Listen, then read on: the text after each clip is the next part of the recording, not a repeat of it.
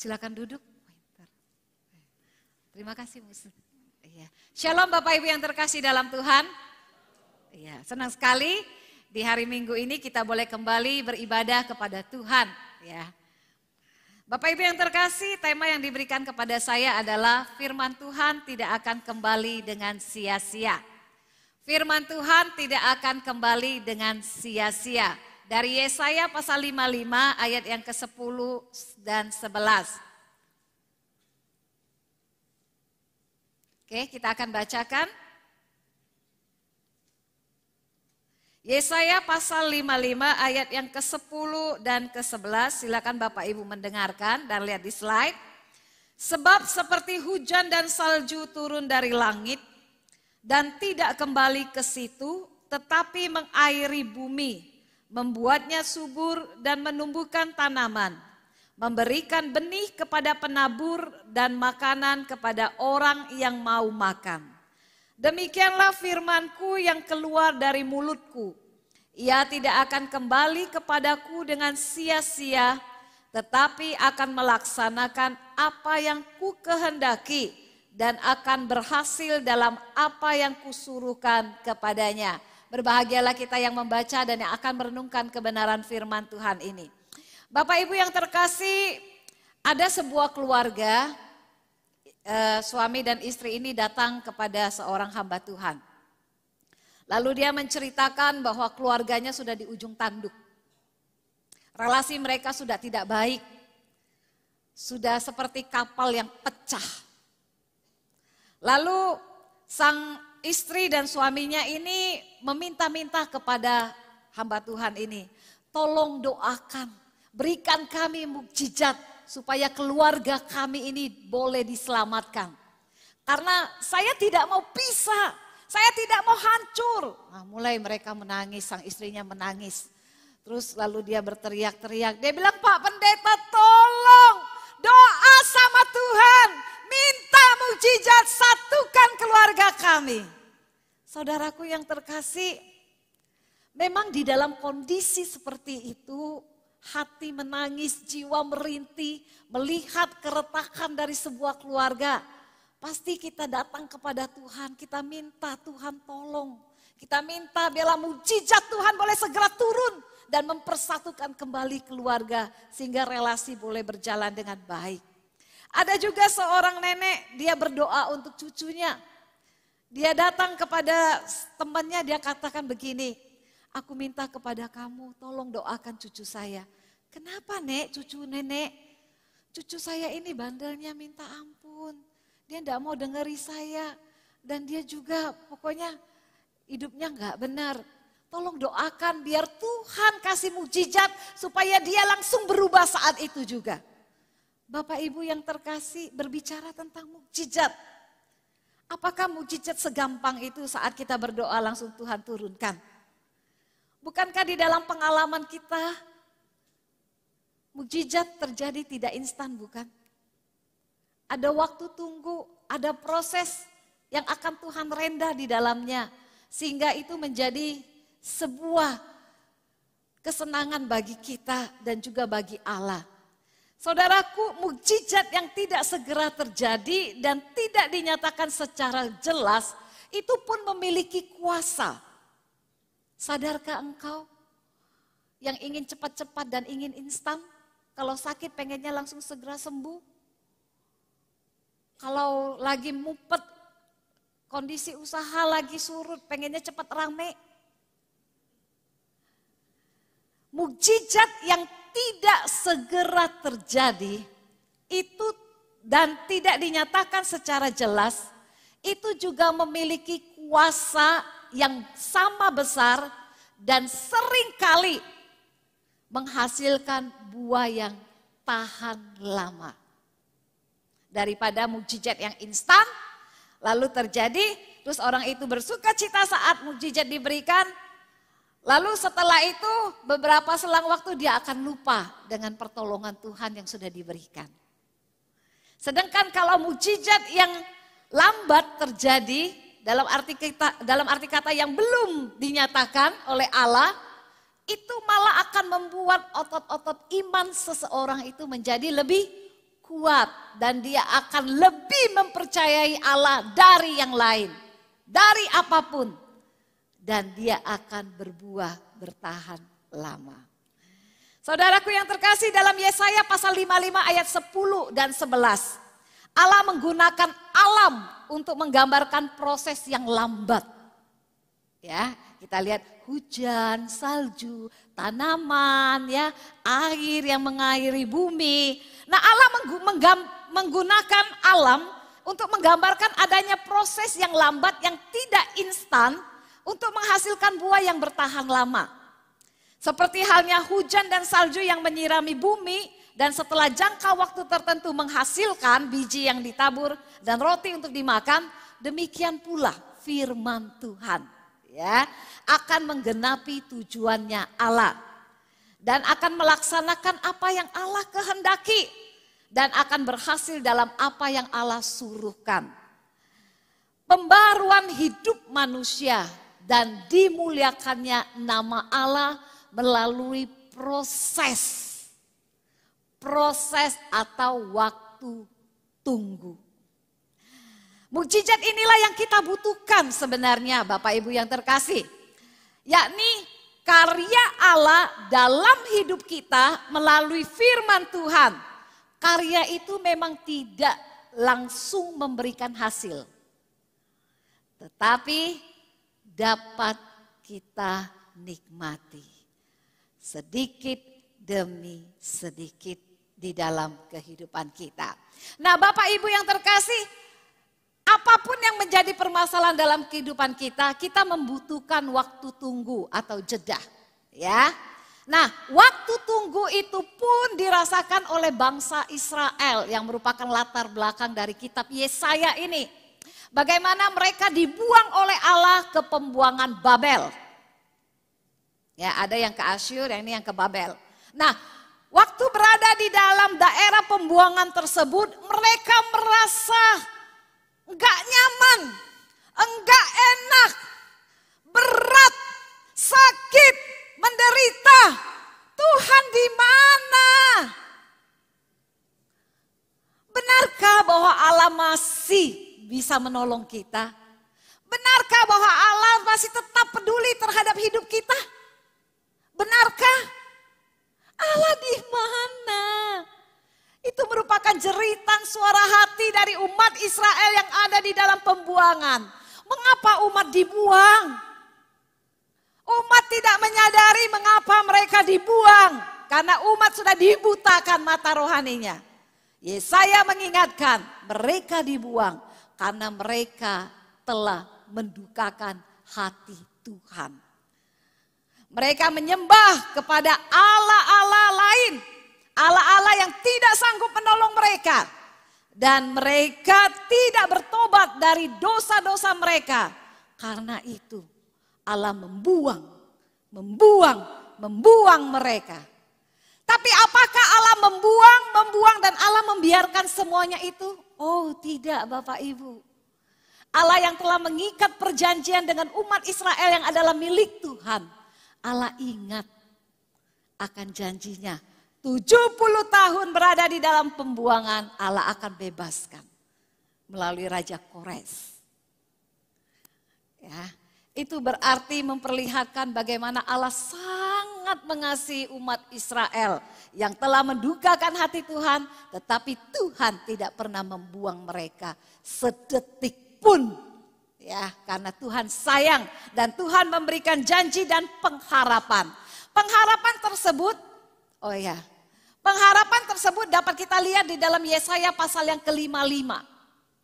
Yesaya pasal 55 itu merupakan sebuah nubuat yang diberikan yang akan memberikan sukacita dan pengharapan bagi bangsa Israel yang ada di dalam pembuangan. Kenapa?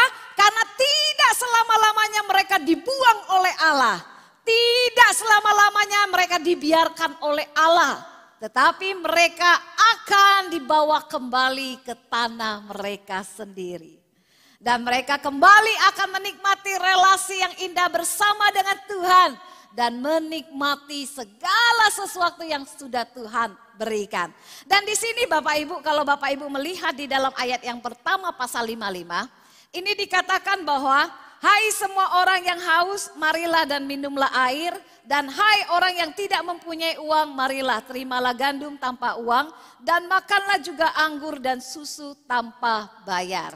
Nah, di sini kita bisa melihat bahwa ada sebuah undangan di dalam sebuah pesta yang diadakan oleh Allah untuk umat yang sudah memberontak dan membangkang terhadap Dia.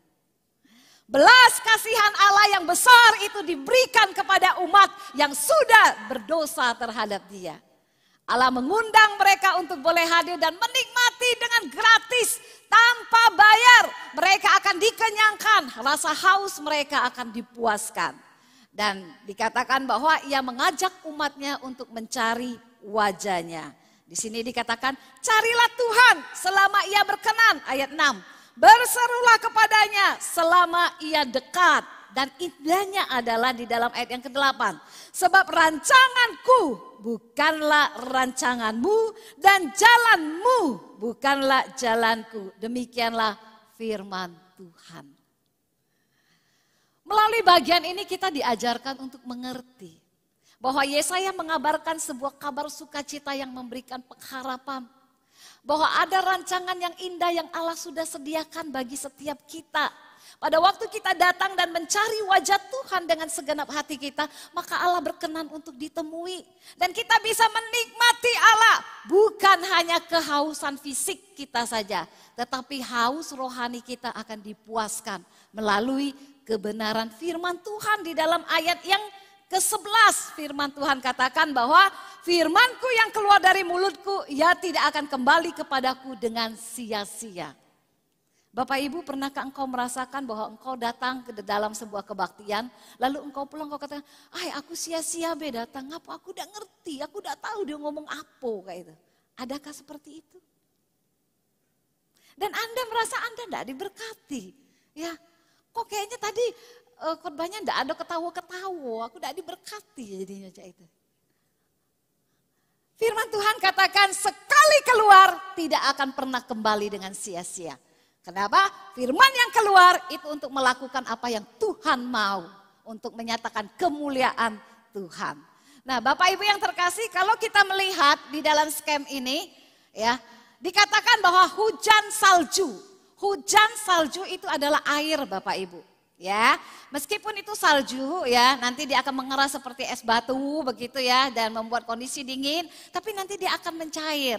Nah, tujuan dari hujan salju yang adalah air ini adalah untuk menolong tanaman-tanaman yang kering ya, yang mungkin membeku dan sebagainya. Itu untuk nantinya tumbuh kembali ya, bisa subur kembali. Saya punya tanaman banyak di rumah ya, karena di samping saya itu tanah kosong. Nah Bapak Ibu, saya nih nanam cabai, karena cabai ini paling susah ya, paling susah sekali. Kadang saya suka gagal ya nanam cabai ini ya. Sempet saya berangkat, saya enggak kasih air. Ya, saya enggak pesen, saya enggak kasih air. Sekali saya pulang, tanaman saya itu sudah digerogoti oleh apa? Kebul. Tahu kebul ya? Yang putih-putih itu, aduh itu apa? Membuat tanaman cabai saya itu jadinya tidak bisa berbuah dan juga tidak subur. Ya, nah cabai pun butuh air, tanaman butuh air untuk disirami ya. Dan air itu Bapak Ibu melambangkan apa? Kehidupan. Air melambangkan kehidupan yang Allah berikan kepada manusia. Dan Allah memakai hujan dan salju itu diibaratkannya sebagai firman Tuhan yang keluar. Jadi firman Tuhan itu seperti ya, firman Tuhan itu seperti hujan dan salju dari langit, dari Allah turun ke bumi. Tujuannya untuk mengairi bumi, membuatnya subur, menumbuhkan tanaman. Terus hasilnya adalah memberikan benih. Hasilnya itu memberikan benih. Kenapa bisa memberikan benih? Bapak Ibu tahu? Tanaman kalau yang sudah menghasilkan kita biarkan sampai tua, mengering. Nah itu adalah benihnya. Setelah itu nanti kita bisa shower lagi ya, nextnya. Ya itu benihnya. Dan itu juga tanaman itu yang dihasilkan itu juga bisa menjadi makanan bagi orang yang lapar, yang mau makan. Free. Firman Tuhan diberikan secara free kepada kita semua. Itu menjadi makanan rohani kita ya. Untuk juga memuaskan dahaga kita. Terus di dalam ayat yang ke-11 dikatakan bahwa firman Tuhan yang keluar dari mulut Allah. Firdabar. Allah firman Tuhan kepada umatnya manusia. Oke ya. Nah tujuannya adalah untuk melaksanakan apa yang Tuhan kehendaki. Dan hasilnya adalah pasti. Bukan, tidak lah caknyo mudah-mudahan. Tidak ada kata mudah-mudahan. Firman Tuhan itu pasti berhasil. Ya, pasti terjadi. Kenapa? Karena ia melakukan apa yang Allah suruh. Ya, ia tidak akan kembali dengan sia-sia. Ya.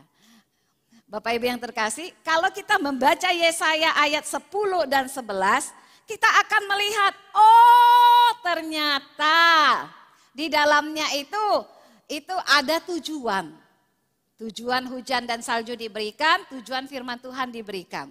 Ya, terus ada proses atau jangka waktu jeda, waktu tunggu. Ya, lalu hujan itu diairi, lalu kita harus menunggu sampai masanya, nanti semuanya akan menghasilkan berbuah. Dan seperti para petani ini menyabit padi-padi ya, karena sudah masanya. Oke. Terus ada hasil atau manfaat yang didapat dari hujan salju dan firman Tuhan yang ditaburkan oleh Allah. Oke ya, jadi ada tujuan, ada proses dan ada hasil dari ayat yang ke-10 dan ke-11. Oke. Nah, firman Tuhan itu memberi nutrisi. Kalau air, hujan, salju itu memberi nutrisi bagi tanaman, bagi bumi. Tapi firman Tuhan itu memberi nutrisi bagi jiwa kita. Siapa yang hari ini jiwanya kering, haus? Ya, saya mau katakan, nih ada nutrisi yang Tuhan berikan bagi kita. Yaitu yang pertama, melalui firman Tuhan, kita tahu bahwa kita itu dikasihi dan diampuni oleh Allah. Ya, mungkin engkau mengatakan tidak ada seorang pun yang mengasihi aku. Tapi firman Tuhan dengan jelas mengatakan, aku mengasihi engkau seperti biji mataku. Ya, seperti biji mataku kata Tuhan. Berarti benar-benar disayang loh. Ya, benar-benar dijaga sama Tuhan. Taunya dari mana? Ya firman Tuhan. Jadi pada waktu membaca itu, firman Tuhan itu memberikan nutrisi bagi kita. Oh berarti aku disayang loh, aku dijaga loh. Ya. Nah, terus firman Tuhan itu menjelaskan kepada kita bahwa kita diampuni. Sejauh timur dari barat, ya semuanya. Itu semua dilemparkan, kita diampuni. Oke, terus firman Tuhan itu menolong dan menuntun kita untuk hidup di dalam Tuhan. Hidup kudus, hidup suci. Ada seorang anak muda, dia mengatakan kepada saya begini, contoh, saya itu kalau lagi sendirian, saya suka buka HP, lalu saya terinspirasi untuk melakukan masturbasi.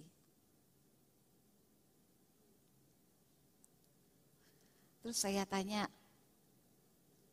sudah berapa lama kamu melakukannya? Ada sekitar 2 tahun contoh. Oke. Siapa yang pertama kali mengajak kamu? Guru les saya. Guru les kamu? Iya. Oh.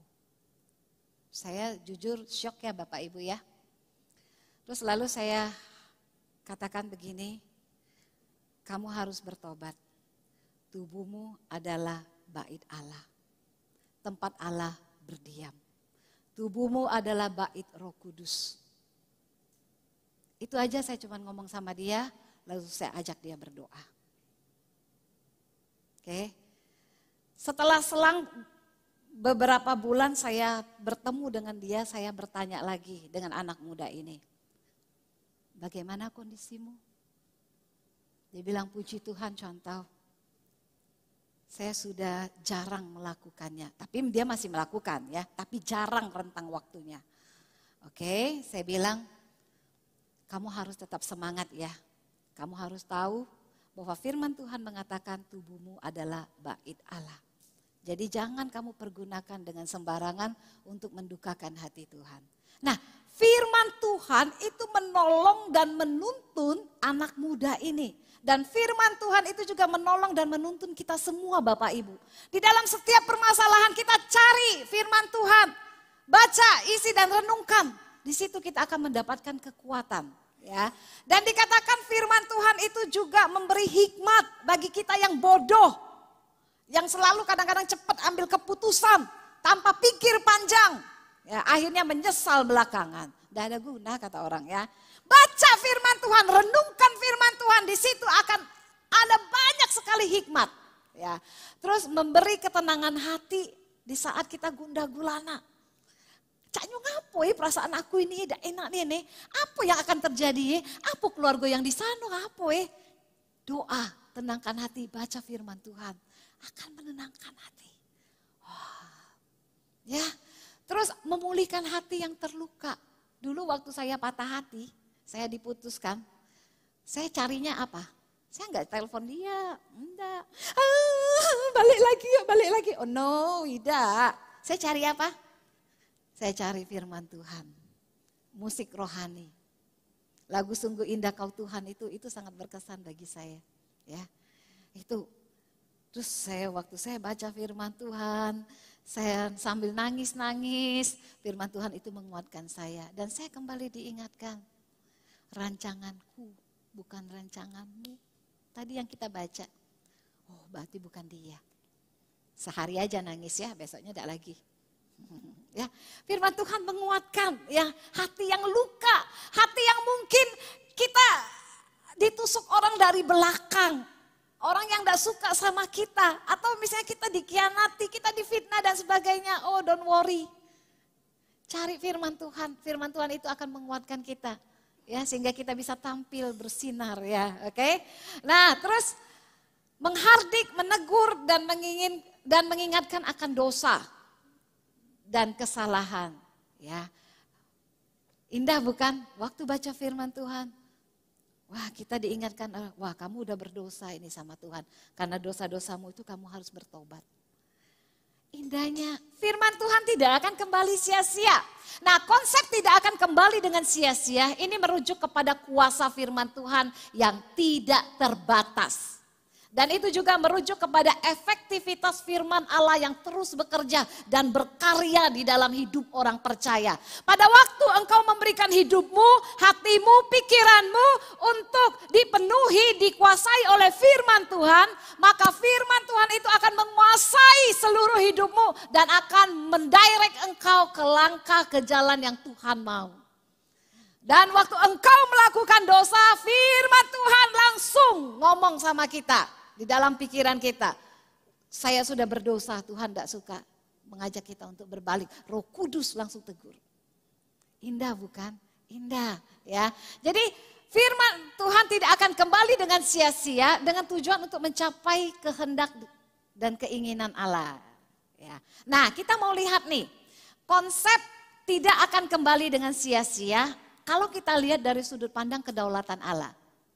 Bapak Ibu tahu kedaulatan Allah bahwa Allah itu berkuasa, Allah itu pemegang satu-satunya, dan Allah itu adalah Allah yang tertinggi, dan Allah itu Allah yang menciptakan segala sesuatu dan dia berdaulat dan mengontrol segala sesuatu. Bagaimana kita kaitkan dengan pandangan ini bahwa firman Tuhan tidak akan kembali dengan sia-sia? Yang pertama, Allah berdaulat atas firman-Nya. Nah, hal ini harus kita mengerti dulu bahwa Allah yang memegang kendali, Allah berdaulat, ya penuh, mutlak, absolut, tidak sebagian atau tidak parsial, ya, tapi mutlak, absolut. Dan apa yang Allah firmankan, karena Allah itu berdaulat punya kuasa, itu pasti terjadi, ya. Itu pasti terjadi. Tapi kalau yang kita ngomong belum tentu. Tadi baru guyonan sama Pak Hendra. Pak Hendra bilang, kapan nih kita pergi makan nih sama Contoh Soma? Contoh Soma ngomong-ngomong baik, yo. Tidak lah kayak itu. Omongan saya tidak akan terjadi, bisa jadi. Tapi firman Allah pasti terjadi. Ya, oke. Terus tidak dapat diganggu-gugat oleh siapapun.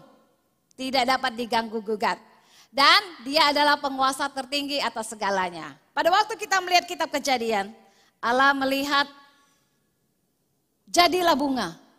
Bunga-bunga yang sejadi. Ya. Jadilah terang. Wow, cakrawala. Allah berfirman kan ya. Jadilah hewan-hewan yang di air. Wah, berkeriapan ikan-ikan. Wow. Tidak ada seorang pun yang dapat menghalangi Allah, yang mengganggu gugat Allah. Pada waktu Allah berfirman, semua itu jadi. Jadi Allah berdaulat, ya, berdaulat penuh atas firman-Nya. Yang kedua, tidak bergantung pada kehendak manusia. Kadang-kadang kita nih jadi manusia nih, aku kalau tidak galak Allah nak ngapo. Pasti tidak akan jadi. Kalau gawian cak itu aku tidak galak, tidak jalan itu. Kadang-kadang kita nih sok nih ya nih, jadi kita berpikir cak itu. Padahal Tuhan punya cara lain. Dia bisa pakai siapa saja. Dia punya rencana yang lain. Ya, mungkin kita nggak mau. Allah bilang nggak apa-apa, nggak mau. Nggak apa-apa. Aku bisa pakai cara lain. Ya, terlepas dari ada atau tidak adanya respon manusia pada waktu Allah berfirman, kita tidak berespon, nggak apa-apa. Allah bisa pakai cara lain untuk menghardik engkau sampai engkau berespon. Oke? Ya, ada seorang yang sudah hidup di dalam dosa, lalu dia merasa malu untuk datang kepada Tuhan. Ya, dia pikir, sudahlah, tidak perlu lagi lah ke gereja, tidak perlu lagi lah nak ngapo, nak doa, nak sembahyang. Sudah. Karena dia sudah merasa hancur. Ya, terus lalu dia diingatkan oleh kebenaran firman Tuhan dan Allah pakai cara firman Tuhan bukan di gereja ya. Ya, bukan pada waktu saya sedang berkhotbah lalu dia bertobat, tidak. Pada waktu dia lagi sendirian. Tahu tiba-tiba dia baca, dibuka Alkitab, dia baca dan firman itu Allah tunjukkan untuk dia. Sampai akhirnya dia bertobat, dia berespon kepada Allah, ya. Jadi ada atau tidak adanya respon manusia, firman Tuhan tetap efektif bekerja di dalam dirimu dan diriku. Ingat ya, meskipun ada yang endaklah aku tidak mau percaya Tuhan Yesus. Jangan bilang begitu ya, kalau Allah sudah bekerja, firman Tuhan bekerja, Anda nanti akan mengatakan, iya aku mau percaya Tuhan Yesus. Ya, jangan keraskan hatimu, firman Tuhan itu seperti tetesan air ya, yang setiap hari kalau diberitakan, ditaburkan terus itu, hancur juga nanti ya, kamu juga pasti akan terima itu. Oke. Terus terlepas dari taat atau berontaknya manusia, ya, tetap firman Tuhan itu akan memenuhi tujuannya. Kita ingat Yunus, Allah bilang Yunus ke Niniwe ya, dia taat enggak? Enggak. Malah dia sembunyi di kapal lah dan sebagainya. Tapi akhirnya Allah pakai caranya sendiri, ya. Wah, dia akhirnya sadar, iya ya, Allah berkuasa. Akhirnya dia taat, dia melakukan apa yang Tuhan mau. Oke ya, firman Tuhan itu tidak bergantung pada engkau, saudaraku. Ya, firman-Nya tetap akan jadi meskipun tanpa sumbangsi dirimu. Oke, jadi kita jangan merasa kayaknya kita lebih hebat dari semuanya. Enggak ya. Terus tingkat keberhasilan dari firman Tuhan itu pasti dan memuaskan. Kalau Anda yang lain, cari yang lain, saya tidak jamin. Tapi kalau Anda kembali kepada firman Tuhan, saya jamin. Anda akan dipuaskan dan itu pasti terjadi di dalam hidupmu. Sesuai dengan rancangan dan rencana Tuhan. Ya, jadi kehendak Allah itu pasti terjadi dan tidak akan mengecewakan kita. Manusia bisa mengecewakan tapi Tuhan tidak pernah mengecewakan kita. Ya, oke, tidak ada seorang pun yang dapat menghalangi, menggagalkan atau merintangi atau menghancurkannya. Kita lihat rencana keselamatan Tuhan Yesus. Imam, Farisi, ya mereka bersepakat untuk membunuh Tuhan Yesus dengan caranya sendiri. Mereka pakai Yudas, ya dan sebagainya. Apakah cara yang mereka lakukan bisa menggagalkan rencana Allah? Tidak, Bapak Ibu. Allah punya rencana itu pasti jadi sesuai dengan caranya Allah. Ya. Oke, terus kita lihat yang keempat. Memberi harapan dan penghiburan. Jadi janji Tuhan itu pasti dapat dipercaya. Saat Anda membaca firman Tuhan, Anda tersentuh dan itu adalah janji Tuhan, pegang janji itu. Ya, katakan kepada Tuhan, aku pegang janji-Mu Tuhan. Saya sampai saat ini masih memegang janji Tuhan. Pada waktu engkau percaya, engkau dan seisi keluargamu akan diselamatkan. Karena di dalam keluarga saya masih ada yang belum di dalam Tuhan. Ya, tapi saya masih pegang janji itu. Janji firman Tuhan. Karena saya tahu janji firman Tuhan itu adalah ya dan amin. Pasti. Satu saat itu pasti terjadi. Ya, pasti sekeras apapun pasti akan diluluhkan. Saya yakin dan kami terus berdoa. Kami pegang firman Tuhan. Ya, oke. Terus mendapatkan kekuatan baru melalui firman Tuhan. Ya, kita akan mendapatkan kekuatan baru dan percaya Allah tetap mengontrol segala sesuatu untuk mendatangkan kebaikan dan tetap bertahan dengan penuh kesetiaan. Saat doa kita mungkin tak terjawab, pergumulan kita tidak dapat solusi dan kita masih tetap terpuruk dalam kondisi terpuruk seperti itu. Saya mau katakan, masih ada harapan. Masih ada harapan. Pegang firman Tuhan dengan setia. Karena Allah tidak pernah mengecewakan engkau. Mungkin engkau saat ini terseret-seret melangkah. Engkau khawatir akan hidupmu bagaimana. Aku gak ngerti mengapa semua ini terjadi. Aku gak ngerti kenapa Allah biarkan. Sama seperti bangsa Israel. Tapi saya mau katakan, firman Tuhan yang sudah ditabur tidak akan pernah kembali dengan sia-sia. Pegang firman Tuhan yang akan memelihara hidupmu. Yakin. Bergumul di dalamnya. Memang harus ada proses, ada waktu tunggu bagi kita untuk mendapatkan hasil yang memuaskan dari Allah. Ya. Jangan pernah engkau kendor, patah arang, patah hati, tawar hati. Lalu engkau mengatakan, aku tidak mau baca firman Tuhan lagi. Aku tidak mau dengar firman Tuhan lagi. Mana janji-janji? Oh no, saudaraku. Kalau engkau bersikap seperti itu, iblis akan, satu udah gue dapat kata iblis, gue tarik.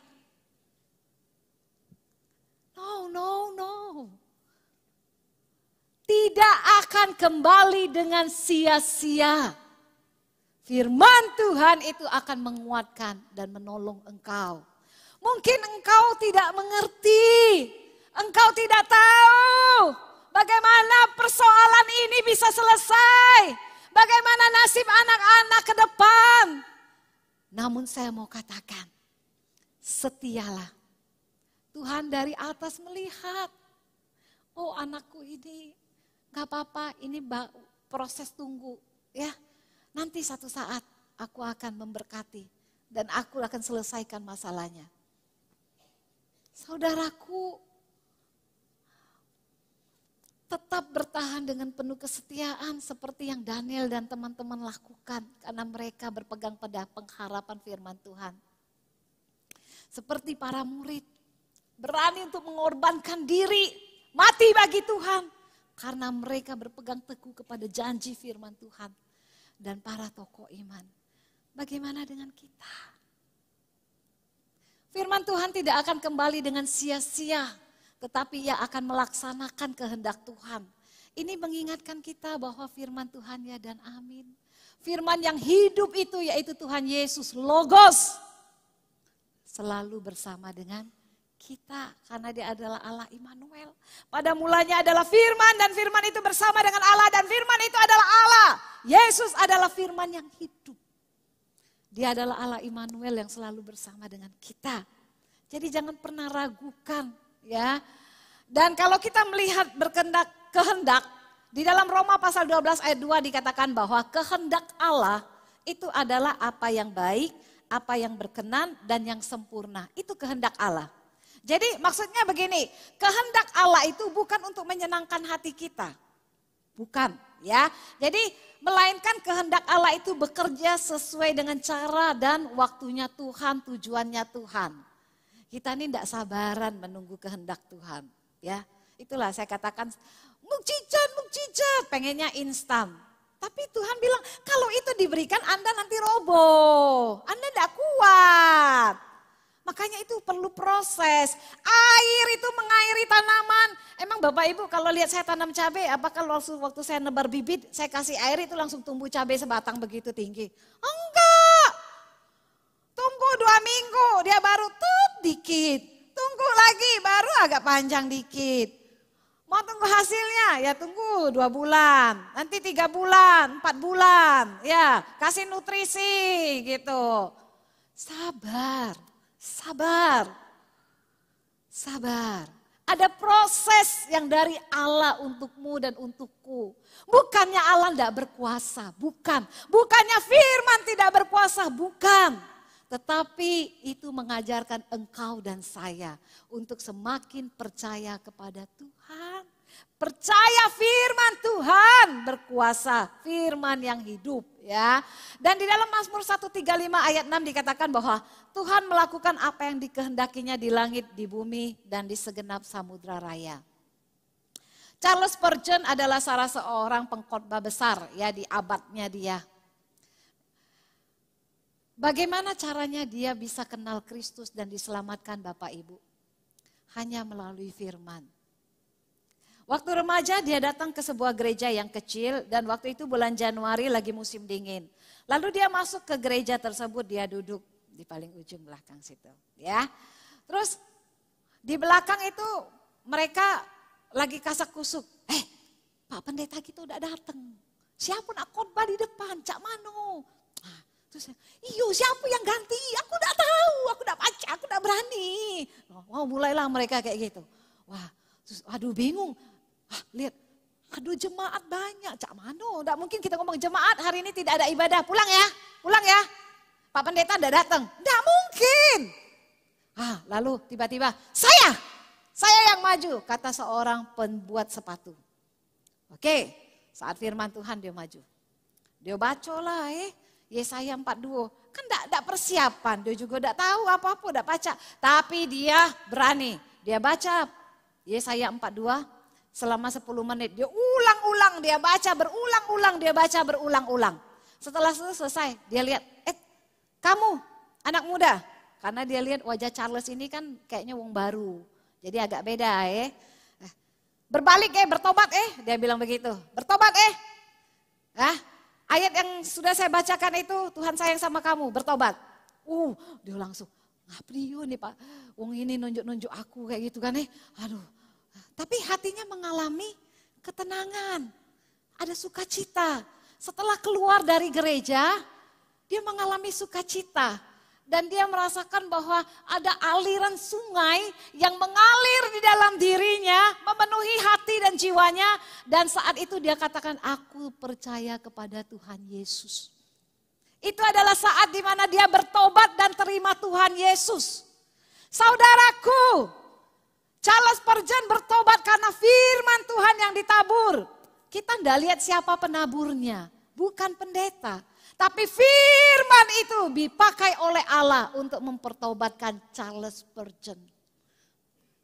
Allah udah punya tujuan ini untuk Charles nih. Waktu dia datang, firman Tuhan. Lalu dia bertobat, dia terima Tuhan Yesus Kristus. Indah bukan? Indah sekali ya Bapak Ibu. Ada seorang yang bernama Thomas Bapak Ibu. Saya akan kasih ilustrasi terakhir ya. Thomas Dodson, dia ini berada di penjara Michigan.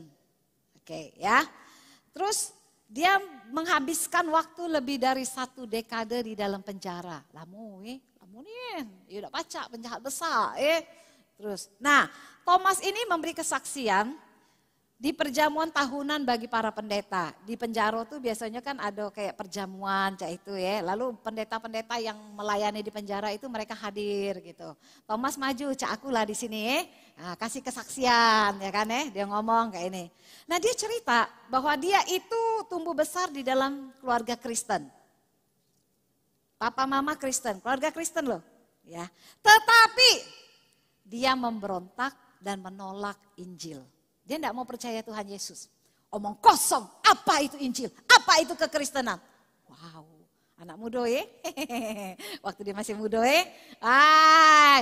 Aku dewe itulah Injil. Wih Cak Nyot ya itulah ya. Kan orang kadang-kadang merasa bahwa dirinya sendiri adalah Tuhan bagi dirinya ya kan. Oke. Oke, terus di dalam kehidupannya dia menolak, dia memberontak. Orang ini jahat sekali. Ya, untung dia udah punya istri, dia menikah kan, punya istri ya. Terus dikatakan bahwa istrinya itu turut bernyanyi di perjamuan itu. Dan dia mengatakan bahwa Allah tetap menyertainya kendati ia telah gagal berulang kali.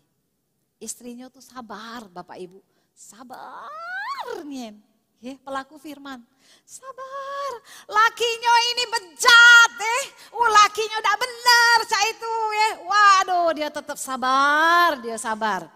Di penjara bininya lihat, ya istrinya liatin dia, layani dia kayak gitu. Wah dia ini mulutnya kasar, maki-maki. Hai, siapa jadi bini yang cak itu tahan? Tapi istrinya tahan loh. Istrinya Thomas ini bertahan. Pernah terbersit sih dia pengen cerai. Pernah. Aku tidak tahan lah, aku nak akhiri hidup. Tapi firman Tuhan yang ngomong. Firman Tuhan berbicara kepada istrinya. Karena dia ini adalah seorang yang takut akan Tuhan. Dan yang setiap hari bergelut dengan firman Tuhan. Sehingga dia tidak jadi cerai atau pisah sama suaminya. Dia tetap layani suaminya yang bejat. Dan tidak tahu terima kasih pada waktu itu. Saya rasa Thomas ini kasar dan suka main tangan juga. Ya, terus setelah itu istrinya tuh datang bacain Alkitab lalu doa. Alkitab dikasih juga Thomas. Apaan ini? Mbak pulang. Ngapain kamu kasih saya Alkitab? Wow kayak gitu ya. Terus tetap ditaruhnya di situ. Kau datang terus didoain terus ini. Apa doa-doa? Wah dia tolak. Tapi istrinya tetap rajin. Tuhan Yesus sayang kamu Pak. Ayo bertobatlah. Benar loh. Tuhan Yesus mengampuni kamu. Wah ya. Terus lalu ada seorang pendeta. Pendeta yang datang dia melayani Thomas di penjara. Pak pendeta tuh dimaki-maki sama si Thomas. Woi, tapi Pak pendeta itu kalau sudah dimaki saya itu masih datang enggak? Pendeta itu masih datang. Dia punya hati untuk Thomas. Dia tetap datang ke penjara itu, dia berdua duduk di sana minta izin sama sipir, lalu dia bacain, dia khotbahin, dia kasih tahu. Wah, berulang kali Thomas tolak terus, tapi dia tetap datang. Pak pendeta ini caknya susah juga. Sudahlah, Bella, datanglah, dengar, aku dengar Bella. Oh sudah, Pak pendeta itu datang. Akhirnya firman Tuhan menjamah hatinya. Istrinya pun kasih doa firman Tuhan juga. Itu menjamah hati Thomas. Dan Thomas terima Tuhan Yesus. Dia katakan terima kasih. Sama istrinya dia bilang, kamu masih tetap mencintai aku. Meskipun aku itu sudah bejat dan tidak berharga bagimu. Aku harusnya kau cepat-cepat tinggalkan. Tapi kenapa kau masih mau sama aku? Karena Tuhan sayang kamu, makanya kamu sayang aku. Waduh, dia peluk istrinya saat dia bertobat itu. Terima kasih istriku, kamu tetap selalu ada bagiku, tidak tinggalin aku. Dan dia bilang sama Pak Pendeta itu, waktu itu kan banyak pendeta tuh. Dia bilang, Pak Pendeta, jangan pernah menyerah ya untuk melayani seseorang. Meskipun mungkin kamu diperlakukan tidak baik, kamu dihina, dimaki, diusir dan sebagainya. Tetap beritakan firman itu. Karena firman itulah yang sanggup mengubah. Dan firman itu yang mengubah hidup saya. Mengubah, mentransformasi. Sehingga dia menjadi ciptaan yang baru di dalam Tuhan. Dan dia bilang, aku mau tinggalkan semua dosa-dosaku. Dan aku mau mencintai Kristus satu-satunya di dalam hidupku. Aku tidak mau lagi. Jadi dia bilang, jangan pernah frustasi ya Pak Pendeta ya. Jangan pernah tawar hati waktu engkau melayani, engkau ditolak, engkau dibenci, engkau dimarah, engkau ditendang, engkau dipukul ya. Jangan. Kenapa? Karena melayani orang-orang yang seperti itu karena waktunya belum tiba dia untuk percaya kepada Tuhan. Dan saat engkau terus melayani Pak Pendeta, engkau akan menuai hasil. Karena firman Tuhan tidak akan kembali sia-sia. Sambil dia menatap Pak Pendeta itu dia katakan, terima kasih. Terima kasih Pak Pendeta. Karena Pak Pendeta tidak menyerah sama saya. Coba kalau Pak Pendeta menyerah sama saya, mungkin saya tidak akan pernah kenal Tuhan dan terima Tuhan Yesus, hati saya masih keras. Tapi firman Tuhan yang ditabur itu seperti tetesan air yang memecahkan, mencairkan kekerasan hatinya. Dan dia terima Tuhan. Bapak Ibu yang terkasih, Allah akan memberikan pengampunan dengan limpah kepada semua orang yang datang kepadanya. Firman-Nya itu penuh kuasa untuk membawa perubahan dan untuk menolong engkau. Allah sanggup, jangan pernah khawatir. Aplikasinya adalah semakin percaya dan mencintai firman Allah. Membaca, merenungkan, melakukan. Jangan pernah bosan, jangan pernah malas. Malas lah, ngantuk lah baca. Jangan. Karena kita tahu firman Allah tidak akan pernah kembali sia-sia. Ya, ada seorang mahasiswi, dia terjatuh dari dari mobil karena ada tabrakan. Lalu mahasiswi ini dibawa ke rumah sakit. Dan pada waktu mahasiswi ini ditanya tentang peristiwa itu, dia bilang aku nggak tahu karena dia mengalami amnesia. Ya, terus lalu setelah beberapa hari orang datang lagi tanya sama dia, kamu tahu nggak kenapa kamu bisa ada di rumah sakit ini? Saya nggak tahu. Tapi dia bilang satu hal yang saya tahu, firman Allah terus bergiang di dalam pikiranku. Karena memang mahasiswa ini adalah mahasiswa yang cinta Tuhan. Setiap hari dia selalu baca firman Tuhan dan dia punya waktu untuk Tuhan. Dia hafalkan, dia renungkan firman itu. Dan firman itu menguatkan dia di saat dia sakit. Bukan saat waktu dia baca langsung dikuatkan, enggak.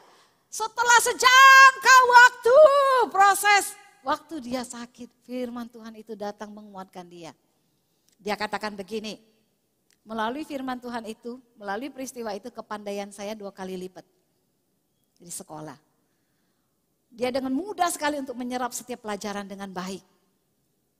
Wah, dia bilang Allah bekerja di dalamnya melalui firman itu. Dan membuat dia menjadi lebih pandai dari sebelumnya. Firman Tuhan ya. Oke, tetap setia melakukan disiplin rohani. Silakan videonya. Tetap setia melakukan disiplin rohani meskipun hasilnya mungkin tidak langsung terlihat, ya. Oke, jangan mau instan Bapak Ibu. Ya, jangan mau instan.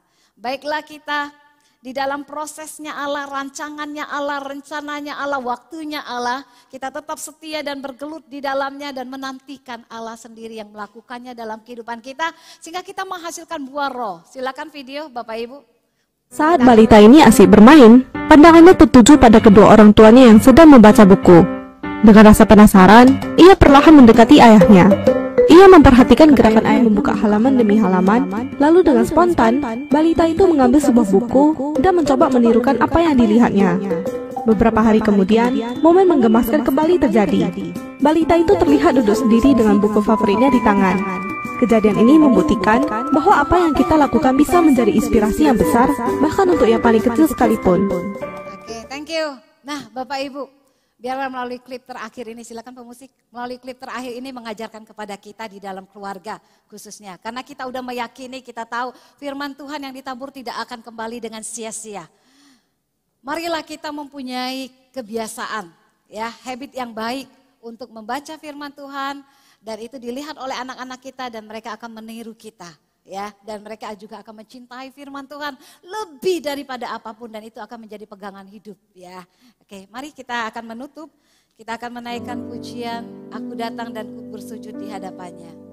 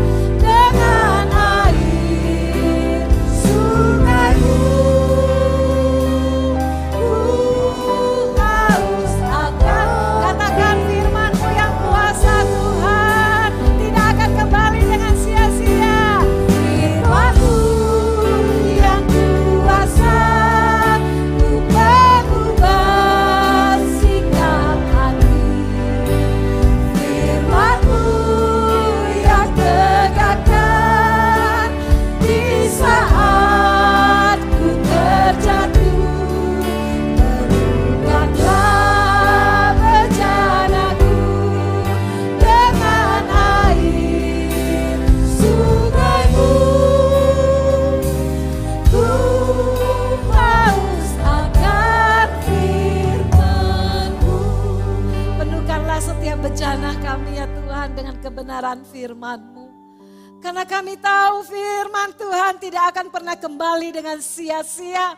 Apa yang sudah kami renungkan, apa yang sudah kami dengar, apa yang sudah kami baca tidak akan pernah kembali dengan sia-sia Tuhan. Meski saat ini kami lupa 1 tahun, 2 tahun, 10 tahun firman yang sudah kami baca. Tapi Tuhan pada momen yang Tuhan tunjukkan nanti, firman itu akan mengingatkan dan firman itu akan menguatkan kami. Terima kasih Tuhan. Terima kasih. Kami bersyukur karena Tuhan sangat mencintai hidup kami. Ampuni kami jikalau kami menyia-nyiakan waktu hanya dengan gadget, tanpa kami merenungkan firman Tuhan. Ampuni kami jikalau kami merasa untuk apa hafal, baca Alkitab, renungkan Alkitab. Ampuni kami Tuhan, karena kami tidak memahami firman-Mu, bahwa apa yang Engkau tabur tidak akan kembali dengan sia-sia. Semuanya itu akan memproses diri kami untuk kebaikan kami. Terima kasih Tuhan, terima kasih. Ampuni kebodohan kami, ampuni Tuhan. Kami bersyukur, kami kembali diingatkan. Biarlah Tuhan kami boleh hidup sesuai dengan yang Tuhan mau. Terus bergelut di dalam kebenaran firman Tuhan. Mencintai firman Tuhan lebih daripada apapun. Karena firman-Mu adalah pelita bagi kami, kaki kami dan terang bagi jalan kami. Menuntun kami saat yang lalu, saat ini dan di masa depan. Terima kasih Tuhan. Dalam nama Tuhan Yesus Kristus kami berdoa, kami mengucap syukur. Amin. Silakan.